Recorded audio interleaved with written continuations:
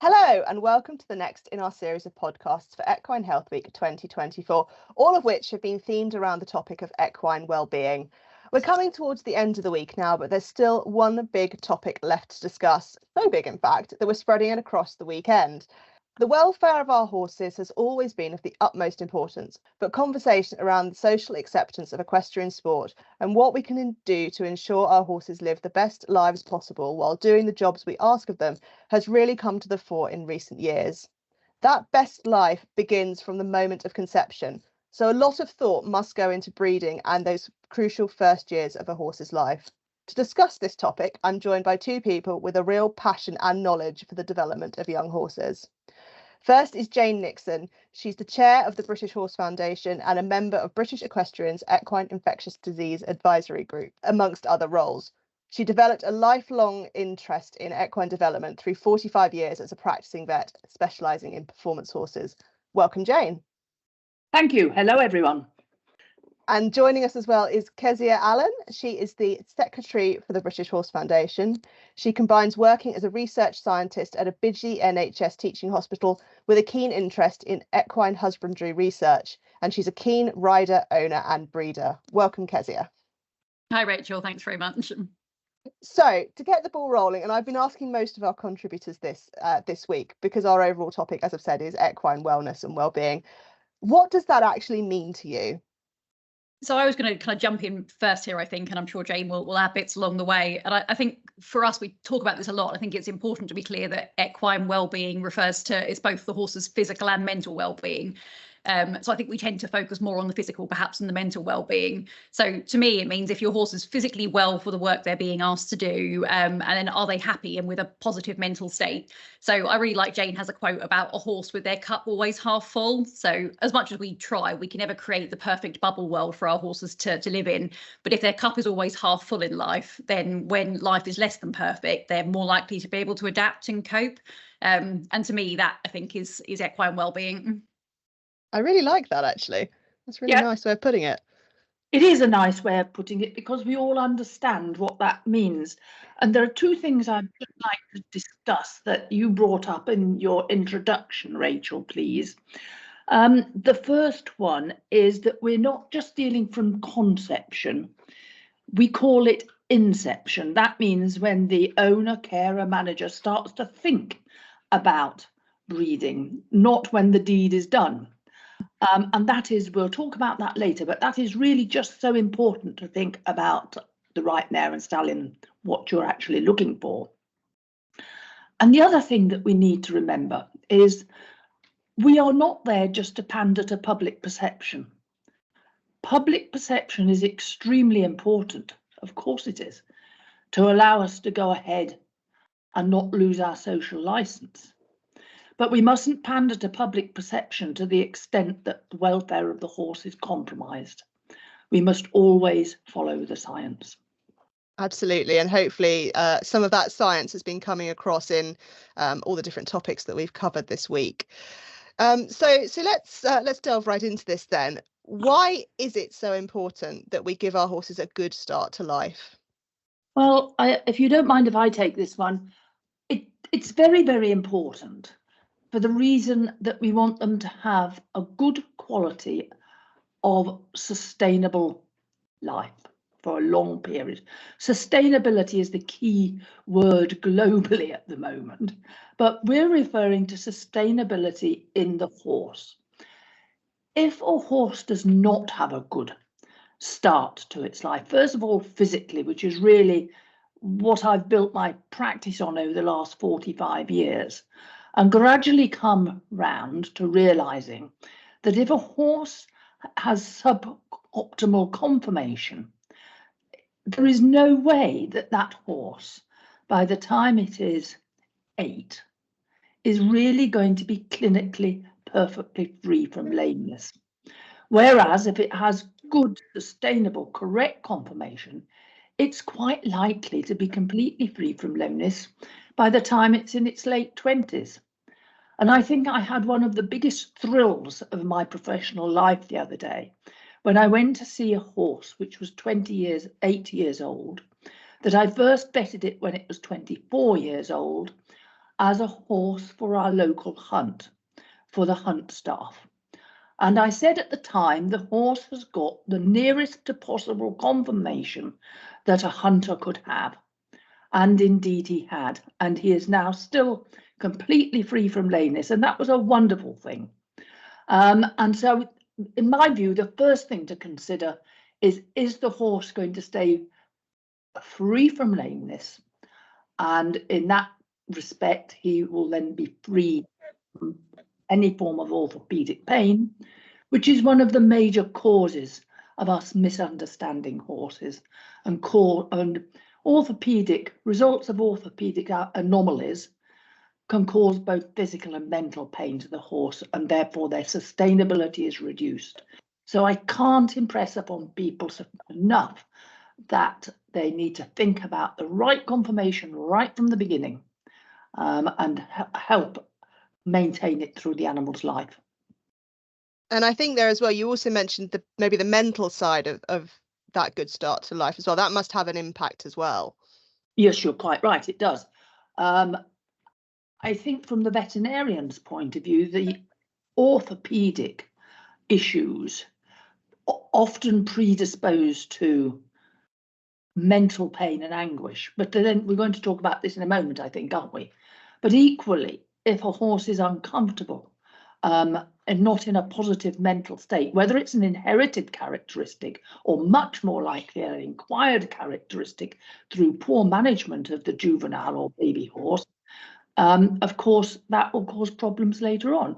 I'm extremely interested to realise that the Princess of Wales is very, very keen on children's welfare up to the age of 2, I think. And she's really leapfrogged us, and she's in front of us. And perhaps we need to look at this a little bit more carefully with regard to the horse. Yes, I think if I can just sort of pop in there as well, I think that sort of, giving a horse a good start in life isn't just sort of making obviously the physical characteristics of the horse, and doing what you can to help that is obviously vital. But also equipping your horse with the right tools in its toolbox to be able to live in the world that we expect them to live in. Because it can be challenging for horses at times. It's our world, it's not their world, and we do expect them to just kind of crack on and figure all this stuff out. And I think it is our responsibility to make sure through good handling and positive interactions that they are able to cope. They do have the tools in their toolbox to be able to cope with the things that life is going to throw at them, because it's not something that nature has equipped them for. And I think, and also to give them the tools so that they can give you the answer that you're looking for. We stole another very good phrase from Judy Harvey, who liked to refer to equipping your foals to be good citizens, which I thought was actually a really, and again, just a nice little phrase. And she spoke at our conference in 2022. But yeah, giving them the tools to be good citizens for us. And I know we always need to be careful about kind of assigning human thought patterns and processes to horses, because they are different. But we never, as Jane was just saying, we do not chuck our children at the deep end and expect them to go to school at the age of 3 or 4. We let them in gently, and they go to play school, and they go to nursery for a couple of days, and they have preschool. And we slowly build them up, giving them sort of small bite-sized pieces of information that, at a rate that they can take in and understand, which allows them to sort of return the appropriate responses. So it's all about just setting them up for success in that way. I couldn't agree with you more, Kezia. That's the rationale behind the British Horse Foundation, isn't it? Breeding for sustainability and setting them up correctly. But I regret that I do believe that an awful lot of equestrians and others seem to forget the evolution of the horse. Horses are animals which run away from danger. They have a flight reflex. They do not stop to fight unless they're cornered. Stubbs knew this in his famous paintings several centuries ago, of the tiger jumping on the horse's back and the animal running away. We also know that horses are gregarious. They like to live with others, and they draw comfort from one another. And I think these features, if nothing else, the equestrian must bear these in the back of their mind at all stages when we are interacting with horses, but particularly when they're baby horses.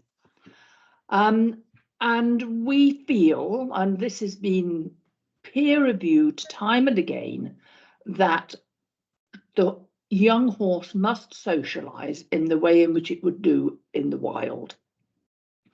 So we need to be careful with regard to weaning. We try not to wean them abruptly. It's better to have them in a group and take one mare away at a time. And then with regard to later life, when they have been weaned, it's better, much better, for yearlings to be out in a group, in a big field, learning how to interact with one another, learning how to interact with the environment as a group. And they will be socially far more independent and, as Kezia says, primed for being good citizens if we consider evolution at every stage. That's a very good point, actually, because we do have these horses in a very artificial environment to the one they were born to live in. So as you both said there, it's all about bridging that gap as much as we can and giving our horses as natural a life as possible, I guess. When I referred earlier to we must not allow public perception to override welfare, I'd like just to give you an example of this when we're referring to keeping the horse out in the field as much as possible. There is no benefit in keeping a horse in a very wet, muddy field with a rug that is soaking wet, because it's important for him to be outside all the time, only for him to get mud fever on his legs and rain rash on his back. So that's what I mean by a carefully balanced approach to management, taking the welfare of the horse first. So what then, within this very crucial period we're talking about, what are some of the key developmental stages in that young horse's life? Very, very good question and very important. The first thing is, in order to promote good conformation and sustainability, the horses should have limb conformation and the whole conformation, which is fit for purpose, in order to do the job that we require the animal to do. Now, this means avoiding at all costs angular and rotational limb deformities in both front feet and hind legs. It involves symmetry between the left and right front legs and the left and right hind legs. And most importantly, it involves symmetry between the left and right hoof capsules and the left and right front hoof capsules and the left and right hind hoof capsules, which I'm sure that Ben Benson has referred to already. And these can be assisted and modified by careful farriery. And the farrier should really look at the foal from between day 1 and day 3, together with, if necessary, the vet, but certainly the carer. And a large percentage of young stock requires intervention simply by not corrective hoof trimming, but correct hoof trimming at regular intervals between 10 and 14 days for the first considerable period of the animal's life. And hand in hand with that is nutrition.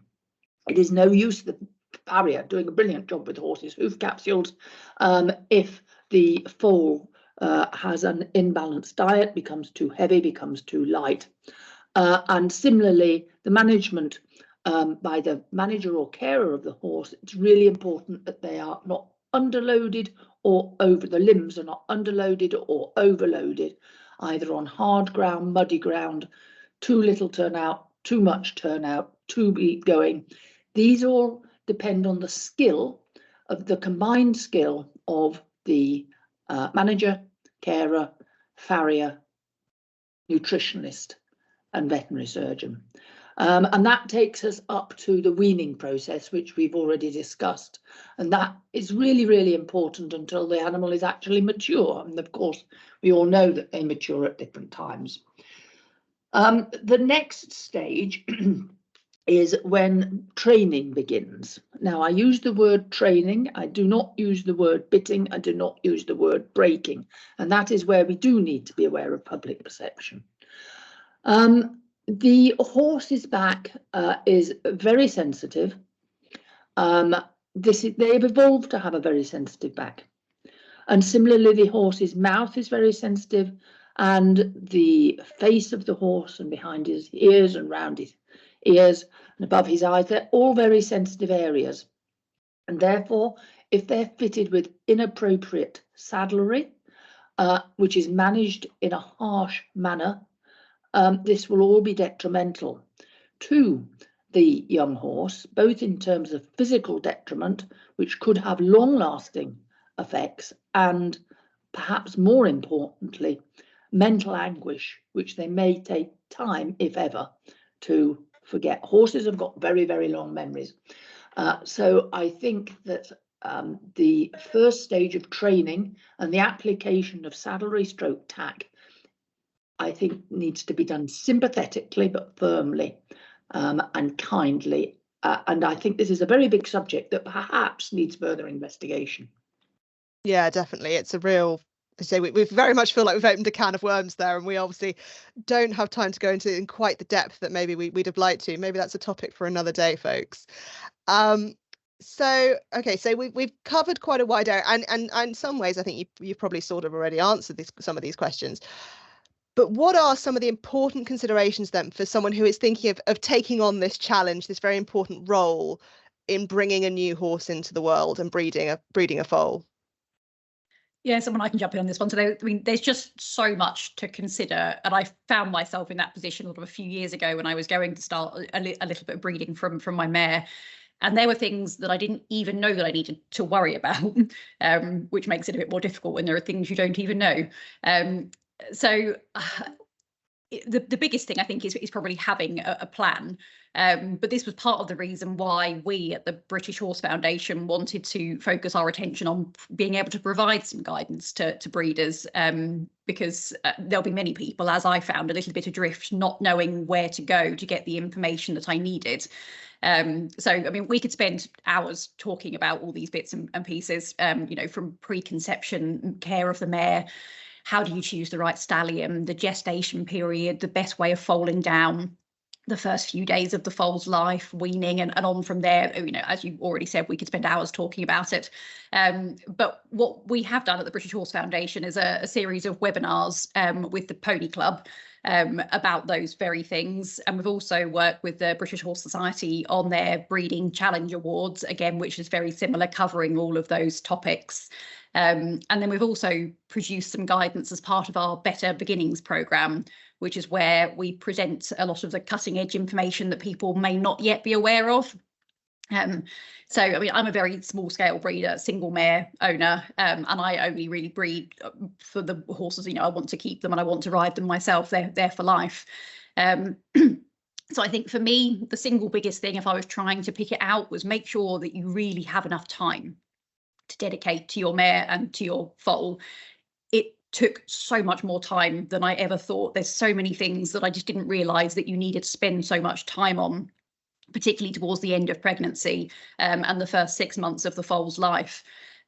So everything from sort of, farrier visits every 10 days, potentially box rest if you have got a slight angular limb deformity and you need to restrict movement for a little while, hand grazing so they at least do get out and get some grass while they're straightening up, time spent just handling the foal, teaching it what a brush is for, teaching it how to wear a head collar and what the lead rope pressure means, how to move forwards and how to stop and to stop at gates and to turn politely around at the gate. All of those things that take up so much time, they obviously make your life so much easier later on in life with your horse, but they are time consuming. It's very rewarding. But yeah, if I could, one thing, make sure you have enough time, and then probably double the amount of time that you think you need. Yes, very good advice. Because I guess, again, it's the sort of thing we take for granted, that our horses know all these very, very basic fundamental skills, but actually someone way back at the beginning has had to spend, as you said, hours putting these building blocks in place, training these things that we just don't even think about, I guess. Yeah, absolutely. So you mentioned some really important things there. Why is it so vital that we take these considerations into account, as you say, spend some time doing some thinking, maybe doing some research, looking into all of this stuff, speaking to experts around you? Why is it so important that we do this, and what are some of the consequences maybe of going into this lightly and not maybe doing it to the best of our abilities? That's a very good question, isn't it? And the reason that the British Horse Foundation is where we are, i.e. Better Beginnings, has been born from the work that myself and other veterinarians have done over a very long period. And over time, and being involved with the British Equestrian Federation Futurity for 20 years as lead veterinary surgeon, it slowly dawned upon me that an awful lot of the problems that I saw as a practicing vet in the 70s, 80s and 90s were as a result of substandard practices in the young horses up to the age of 3 or 4. And it became increasingly obvious that as I saw horses with orthopedic problems, for instance, splints because they were turning their toes in, curbs because the hind toes had been left too long in the baby horse, or that the horse had been worked too hard, too young. Bone spavins in the young horse, again because of poor conformation, working too hard, too young, working inappropriately, having asymmetrical hind feet. Back problems because the horse had been asymmetric behind because of poor hoof balance, or orthopedic problems that could have been corrected when the animal was young. I remember team chasing in the 80s, and I had 2 horses, and after one I always had a slightly sore back myself on one side. It wasn't until some 30 years later that I realized it was because that particular horse had got a conformational defect behind, and of course it was then making the rider uncomfortable. But had I known more, I would have realized his back was uncomfortable too. And so it is that a large number of cases that as veterinary surgeons we see and we're asked to try and correct from probably the age of 6 onwards, those cases may not have come before us had the juvenile horse been managed in a more empathetic manner, as we've just described. And I firmly believe that a lot of the problems that we have would be a large percentage of them would be avoided if just a little bit more understanding was apparent in the management of the young horse, as we've outlined. Yeah, no, definitely. It's one of those, I think, that some people maybe can get a bit carried away with the idea of having a cute foal in their back garden and replicating their mare that they particularly enjoy. But as you've both said, there's so much more under the surface of this very important topic, and the consequences can be long term if it doesn't go right, doesn't go to plan. You've both mentioned during this conversation the Better Beginnings guide and resources that the British Horse Foundation has put together. Could you tell me a bit more about that, and anyone else who's listening who might be interested? Yeah, so we actually recruited a few new trustees to the British Horse Foundation back in sort of 2020, 2021 sort of time.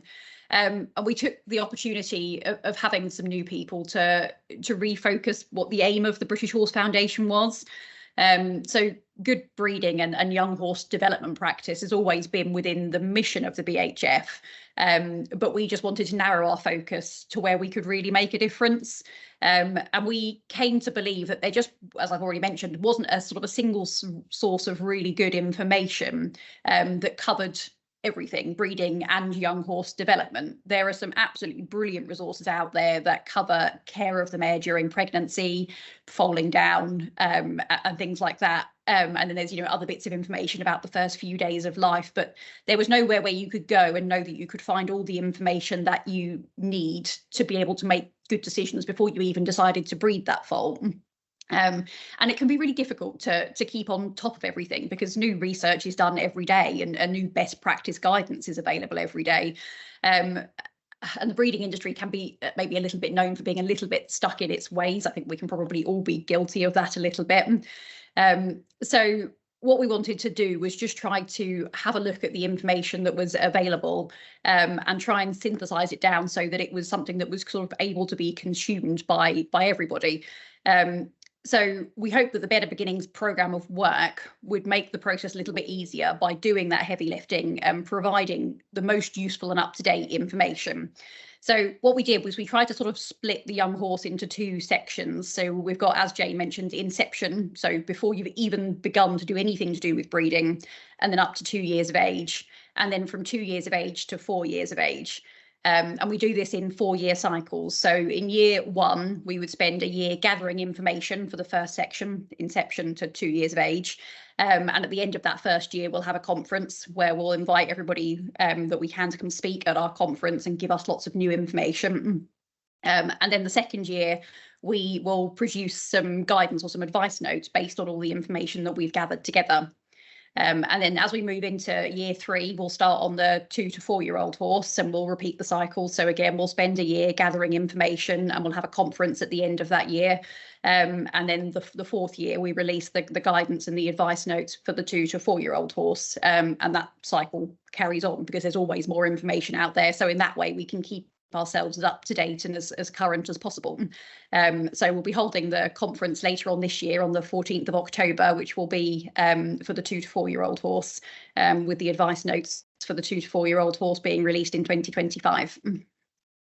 And I think that the other thing that's really quite important is we all know we can't be all things to all men, and everybody has a different opinion about a lot of different subjects. So we try to take a very broad brush and sensible approach by engaging with academics, researchers, amateurs, professional producers, and end users. And in terms of end users, we all know that by far the largest proportion of end users have no portal of entry to any educational, formal education at all. So we're very, very aware of that. But also, of course, there is the elite section of the disciplines. And so we try as much as we can to collaborate with all the member bodies of the British Horse Foundation, from the Olympic disciplines to the Pony Club, who we've collaborated with extensively, and the British Horse Society. The British Horse Foundation is not a member body standing alone. The British Horse Foundation is a member body of the British Equestrian Federation for the benefit of all the other member bodies. I think that is really, really key to our modus operandi, really.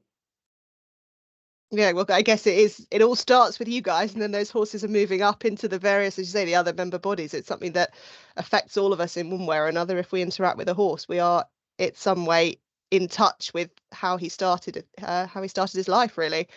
So it's been a really interesting conversation, and we've thrown a lot around, and I've learned a lot. I've really enjoyed doing this week because I've got to speak to some really interesting people and learn a lot about it. But last of all, what would be, for each of you, what would be your take-home message then for anyone who's listening to this and interested in the subject? So for me, I think it's the key message for all of the work that we're doing with the British Horse Foundation, I think, which is equip yourself with all the knowledge and the skills that you need to give your horse the very, very best start in life, both physically and mentally. And then you'll be set up for a long and happy partnership together, which I think is all any of us horse owners would really want. I couldn't agree more. And my take-home message for everything equestrian is understand the evolution of the horse. If you do, you're 9/10 of the way there. If you don't, it's likely to be a disaster, and you could easily end up having an accident. So please, everyone, just make sure you understand the evolution of the horse and how it applies to the modern day horse. Very wise words there. So if you've been listening to this and you'd like to find out more, we are going to put the links to the Better Beginnings resources on the page on our website that's devoted to all things Equine Health Week 2024.